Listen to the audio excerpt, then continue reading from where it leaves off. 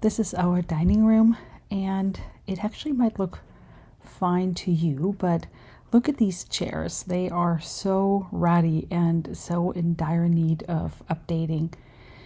And also the rug here. We love our dog and she gets a nightly treat, but she eats it on that rug and it's become really grody. We love having animals. We wouldn't want to change anything about that, but we needed a rug that was a little bit more sturdy than what we have. And in my library corner, I had these chairs that I'd found at a thrift store, and they were super cheap.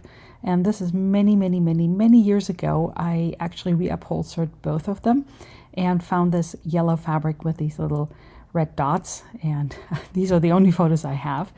And this is what they look like today. They are over in our library corner. And I thought that would be fun to have a coordinating fabric. Now, I couldn't find the yellow fabric, but Joanne still had that fabric in red. So I went ahead and measured the fabric for the seat covers of our dining room chairs to get an idea of how much fabric I needed. And in typical fashion, I got way more because I'm always worried I don't have enough. I also do believe that every woman needs her own tools. I love having this staple gun, and I have an assortment of screwdrivers, both flathead and Phillips. And then I have a hammer. My husband loves how small it is. I have some pliers and a measuring tape. I love having my own tools and just being completely independent with all of that. To get started on the first chair, I need to unscrew the seat. And these were chairs that we also got from neighbors of a friend of ours, and they were freebies. And so you don't look a gifted horse in the mouth, but we actually love them. And somebody had recently suggested that there might be Duncan 5s. I don't know if that's true, but they're definitely the Duncan 5 style. And what I love about those chairs is that they're really easy to take apart. They're meant to be reupholstered or kind of serviced, if you will. And that is that you can take the seat off really easily with some simple screws. The fabric has been tacked on, and there's some furniture nails, and the first order of business is to take those out, and that is where I have a flathead screwdriver. I just go underneath all the tacks and simply pry them out. It's a little bit of work, but not too bad. I think if I was efficient, it might not be even more than probably an hour per chair. It just feels really long. However, my husband has this huge magnet in his garage, and I love using that because all the little tacks that I get out, I can just put on this magnet, and then they don't end up on the floor and somebody's feet or, scratching up the hardwood floor. So it's just a really good idea to make sure you're organized and keep everything in one place. Now I got to get rid of the furniture nails here. They're a little bit different, but they're actually not too bad, and they come out pretty easily. And that's what I am finishing here. Now this furniture cover comes off, and the padding underneath actually doesn't look so bad, so I'm just gonna keep it. And I love my feline helper who's always interested in what I'm doing. Just for the heck of it, I'm gonna save this. Also, look at how faded it was, and so it's definitely high time it is replaced. Here's my magnet. Look at what I found.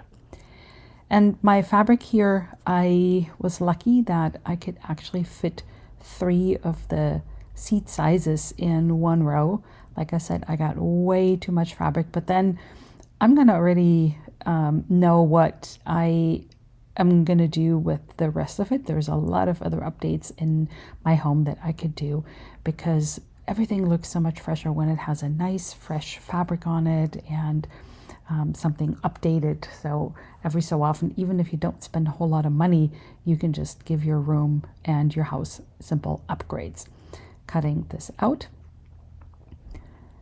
And wait, which way am I going to do it? Oh, this way. Yes. So putting it down, lining it up, making sure it is centered and it is straight, because you don't want the lines to be sort of like at an angle. That would look weird to the eye. And then I am going to reverse the process, simply stapling the fabric back to this piece of plywood here. I think it's plywood, I don't know. This is an older I think it's called staple gun that I've had. It's not really working the way it used to, but hey, it does the job. So sometimes I need to hammer in those little staples, but I can still get those staples, and I will leave a link for these staple guns in the description box below this video because I have used it so many times and there's so many applications, and it's just really nice to have something that you can tack fabric onto something and reupholster your own furniture. I've done that so many times, so many chairs, so many stools and whatnot. And I think I actually bought this for those library corner chairs that I reupholstered, I don't know, 15 years ago or whenever it was. Now I'm going to go around and do that on the other side. You want to pull it because typically this furniture fabric gives a little bit once you sit on it and use it a little bit. So you want to make sure you really pull it tight and get it taut in place. It's always going to give a little bit. And adding that to it. So I'm going to go round and just make sure that I hammer it in. You don't want anything sticking out. The front of the seat is slightly curved. That's why I'm going right and left and making sure that it's safe and secure on there. The corners is something that you want to pay a little attention to. You don't want them to be so thick with the folded fabric, but you also like to have them neat. Again, this is on the underside of the chair. You're not going to see that so much, but I still like my corners to be neat, and if I have to take that off again, to look at it. Okay, so this is done. Let's see if it fits. I actually think it came out really nicely, and I'm pretty happy with the fabric choice here I made. And let's see. Oh my gosh, yes, it works. Really good. Nice. Now we just need to screw the seat back onto the chair. And typically what I like to do, and I learned this from my husband, is first of all, you don't tighten the screws all the way. You start with the first one, and I think I did it in the wrong order. I should have put one in and then did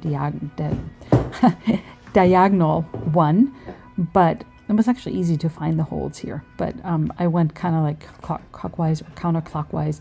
But you don't want to tighten the screws all the way. You just want to tighten them a little bit and then add all the screws. And once you have all the screws in there, then you tighten them to make sure that there's no weird pulling on one side or tension or something. And it's just always a little easier if you go around and then tighten them on the second go.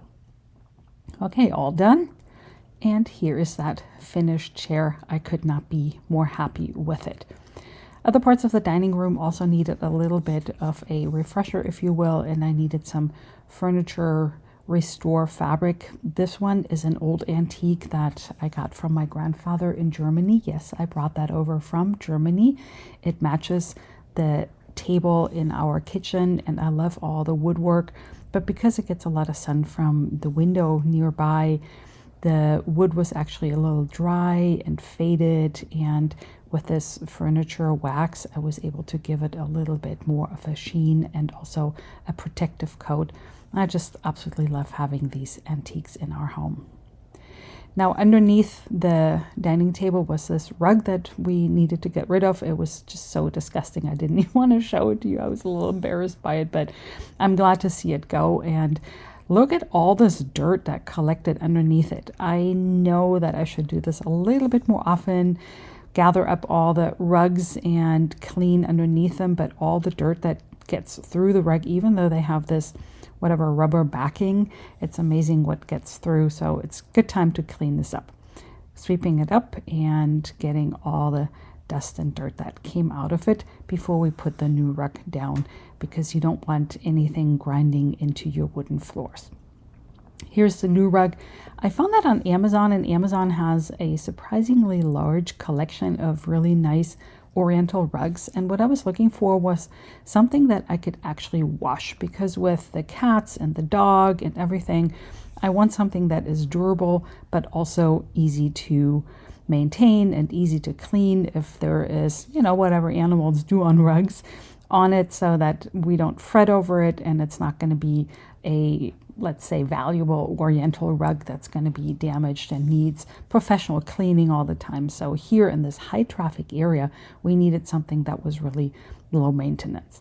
And I had centered the rug underneath our lamp, and now I'm trying to center the table right on top of the rug.